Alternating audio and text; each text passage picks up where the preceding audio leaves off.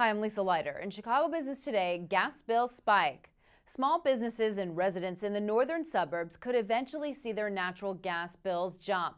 That's thanks to legislation passed in the House this week that forces utilities into contracts with a massive new synthetic gas plant. Prices would be double the current market rate for natural gas. Steve Daniels wrote the story in this week's print edition of Crain's. We sat down to talk more about it. Steve, this isn't going to have an impact for a long time, but eventually, how much more at risk are people and businesses in the North Shore for having their gas bills go up by so much? The utility that serves them, North Shore Gas, says that they potentially will see rate increases about 12%. You know, this is down the line, a few years, 8 years down the line. If gas price trends continue and this plant is on schedule, and of course the legislature approves the legislation to make it possible. And so let's backtrack a little bit, and exactly why would prices be so much higher? Well, the prices that the plant would need to get to cover its cost, to earn a return, would be roughly double what the current price for natural gas is. Natural gas is priced pretty cheaply now for a lot of reasons. The outlook for prices is for them to stay pretty low. But at current price trends, utility is concerned that its customers will see a big increase. And under this bill, the reason why is because all of the local utilities would be required to take an equal amount of gas from this plant, right? And North Shore is so much smaller than some of the others that their customers would be paying more, right? Yeah, normally you would expect that in a bill like this that requires the state's 4 largest gas utilities to purchase all of the output from this very large plant. It's producing 8% of the state's gas needs. You would expect that to be apportioned according to the size of the utility. Well, not so in this bill. It's apportioned equally among all of them. North Shore Gas is tiny compared to the biggest utility in the state, which is Nektar. It has 2 million customers. North Shore Gas has 150,000 or so.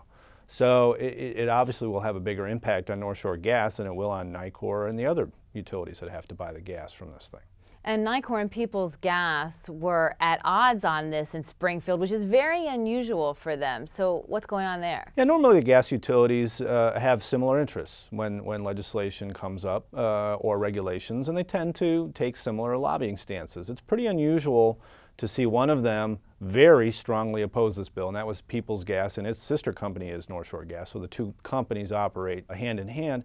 And Nektar, which was neutral on the bill, and only so after winning the concession that the gas be apportioned in this way. How does that bill stand to benefit Nektar the way it's written right now? The one obvious thing is Nektar's ratepayers won't see as big of an impact from this plant as the ratepayers in the other utilities. Its gas supply, the way the thing is written now, 4% would come from this plant. Well, for North Shore Gas, 48% would come from this plant. So that's a huge difference. There's one thing. The other one is Nektar is a very active marketer, has an unregulated arm outside of its utility that markets to customers who want to leave their utility and buy gas from a cheaper supplier. Obviously, if the gas price and the rates climb and soar in this very expensive territory where there's plenty of people with lots of money who pay their bills, that would present a potential business opportunity for Nektar's unregulated arm. So let's talk a little bit more about Nektar now, as long as I have you there. Reports last week that Nektar is seeking a buyer. What are people saying about that, and who would be the most likely buyer of Nektar? The one name that comes up that's obvious is Integris Energy Group, which is the parent company of Peoples Gas and North Shore Gas. They might be tempted. There are these private equity funds that are have access to a lot of cheap debt, a lot of cheap financing that might be tempted. But Nektar's valuation already is pretty high. It would be difficult, not impossible, for someone to come in and offer a substantial premium to Nektar's existing stock price. So it's an interesting move. And what would be the impact of a deal between Nektar and, let's say, Integris? Integris would control all of Chicago's gas utility services. So that would consolidate a lot of those operations in one company. Might mean job losses. In fact, probably would mean job losses. But it would at least be a company that's headquartered here. Integris is headquartered in Chicago. If you've got an out-of-state buyer coming and buying Nektar, politicians, regulators make life pretty difficult on out-of-state buyers of utilities because they have a lot of say over how they can cut their costs, who gets the concessions from all of that, and it's a pretty arduous political process to get approval for those things.